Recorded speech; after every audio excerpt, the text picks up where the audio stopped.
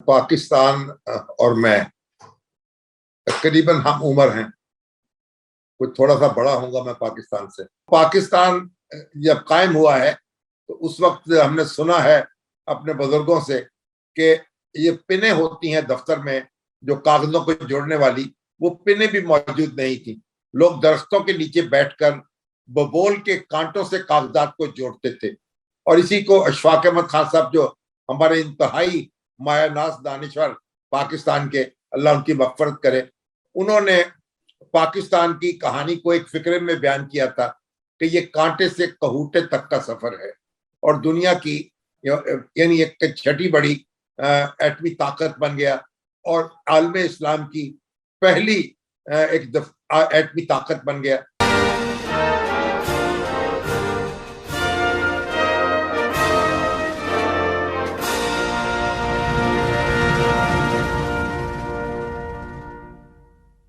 अस्सलाम वालेकुम। पाइड की वीडियो सीरीज़ में खुश आमदीद, जो कि हम बना रहे हैं पाकिस्तान एट 75 की मुनासबत से। आज हमारे साथ हैं मुजीबुर रहमान शामी साहब, जो किसी तारुफ के मोहताज नहीं हैं, सीनियर जर्नलिस्ट हैं, बहुत से अखबारों में लिखते रहे हैं और बहुत से टीवी प्रोग्रामों में आपने इनको देखा और सुना होगा। मुजीबुर रहमान शामी साहब, सबसे पहले तो आपका बहुत बहुत शुक्रिया कि आपने वक्त निकाला। मेहरबानी आपकी, बहुत शुक्रिया। मुजीबुर रहमान शामी साहब, आपसे हम ये जानना चाहेंगे कि आपने अपने आंखों के सामने पाकिस्तान को इवॉल्व होते हुए देखा और आपने इसके उतार चढ़ाव और मुख्तलिफ मुश्किल हालात और अच्छे हालात देखे। आप हमें क्या बताएंगे आज कि आपने इन 75 सालों में पाकिस्तान को किस तरह से देखा, पाकिस्तान की स्टोरी क्या है और पाकिस्तान को आप 100 साल यानी 100 साल एनिवर्सरी पे किस तरह देखना चाहते हैं, यानी कि आज से ठीक 25 साल बाद आपका क्या विजन है, आप किस तरह से देखना चाहते हैं, हमें इस बारे में ज़रा कुछ बताइएगा। देखें, पाकिस्तान और मैं करीबन हम उम्र हैं। कुछ थोड़ा सा बड़ा होऊंगा मैं पाकिस्तान से, और हम एक साथ ही परवान चढ़े हैं। तो पाकिस्तान के गुज़श्ता 75 सालों में जो कुछ होता रहा, उसमें बहुत कुछ को देखने का मौका मिला और कुछ ना कुछ समझने का मौका भी मिला। तो पाकिस्तान जो है जब कायम हुआ तो ये एक ऐसा मुल्क है यानी जिसका कोई स्टेट स्ट्रक्चर मौजूद नहीं था, और यानी ऐसा नहीं था कि बाज़ इलाके ऐसे हैं कि उनके अंदर एक हुकूमत कायम हो, नज़्म चल रहा हो और सिर्फ उसका निज़ाम बदल जाए या उसके हुक्मरान बदल जाए। पाकिस्तान नाम का मुल्क दुनिया के नक्शे पे मौजूद नहीं था। हिंदुस्तान जो था वो बरसों से एक मुल्क के तौर पर मुस्तहकम था। उसका एक दारुल हुकूमत था, उसकी एस्टेब्लिशमेंट थी, उसकी ब्यूरोक्रेसी थी, उसकी एक पूरा एक चेन थी और हर चीज एक गुलामी के दौर में भी हर चीज एक नज्म में चल रही थी।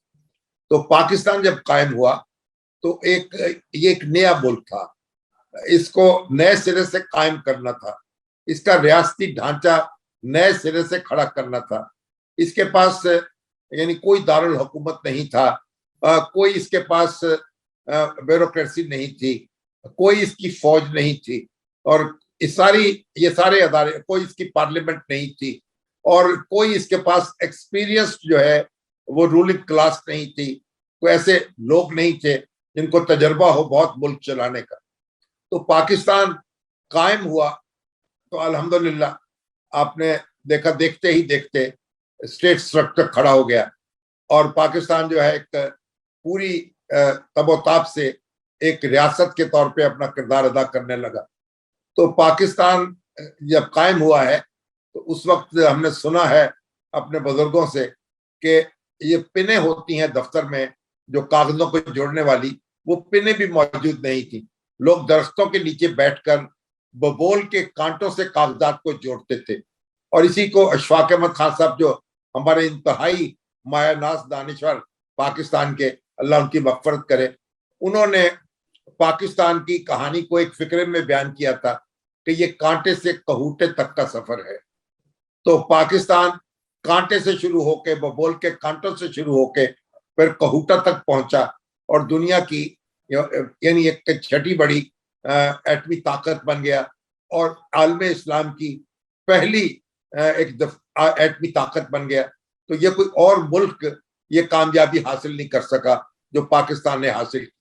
तो पाकिस्तान ने अपना रियासती ढांचा खड़ा किया, पाकिस्तान ने अपने अदारे खड़े किए, पाकिस्तान की ब्यूरोक्रेसी, पाकिस्तान की फौज, पाकिस्तान की पार्लियामेंट, पाकिस्तान के सियासी अदारे सब रफ्ता रफ्ता कायम होते चले गए और पाकिस्तान जो है अपना एक किरदार अदा करने लगा।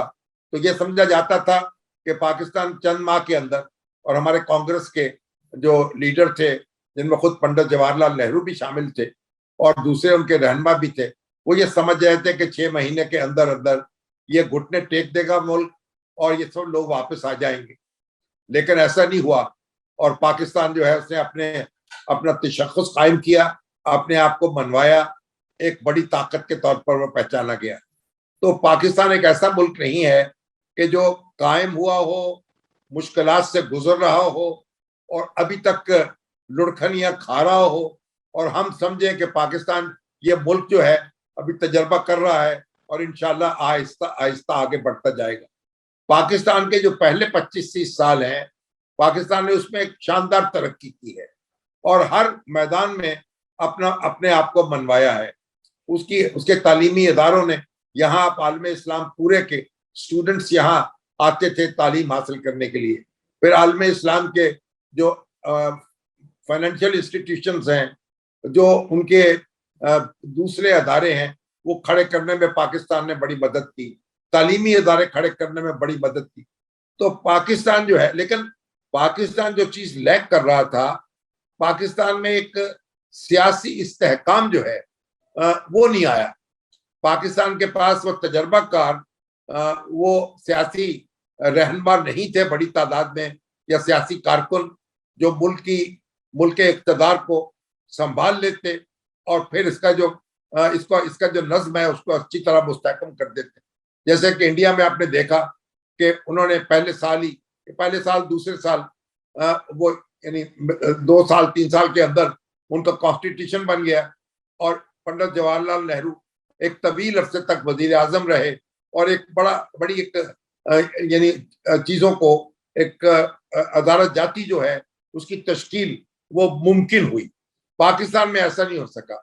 पाकिस्तान में कायदे आजम जल्द रुखसत हो गए, फिर लियाकत अली खान जो उनके बाद दूसरे बड़े लीडर थे उनको कत्ल कर दिया गया।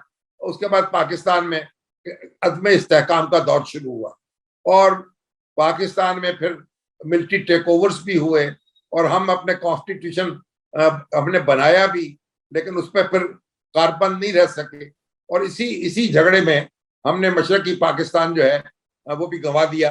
अब वो बांग्लादेश के तौर पर दुनिया के नक्शे पर मौजूद है। लेकिन अब पाकिस्तान जो है एक मुआशी मुश्किलात में घिरा हुआ है इस वक्त।